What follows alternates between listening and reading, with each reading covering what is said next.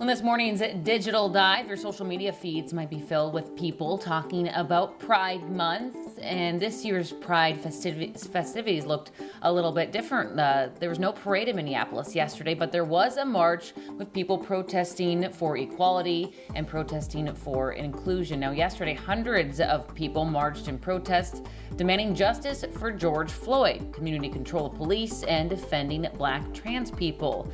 Many people in the LGBTQ community saying that this year the Pride celebration returned to its roots by fighting for equality.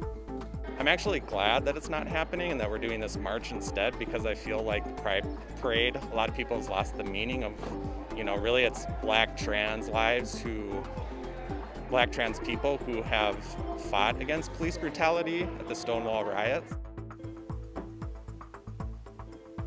Now, you may recall the Stonewall riots happened in New York City back in 1969, where the New York City Police Department raided a gay bar named the Stonewall Inn.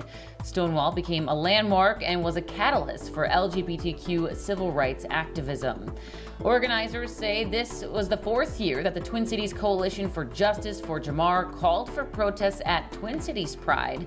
The organization formed after Jamar Clark was killed by police back in 2014. Now, today the group, they still rally around police crimes, with the most recent one being the death of George Floyd. Chris? Yeah, I definitely heard that, protest/parade yesterday going on downtown, so they were having their voices heard for sure. Thanks, Alicia.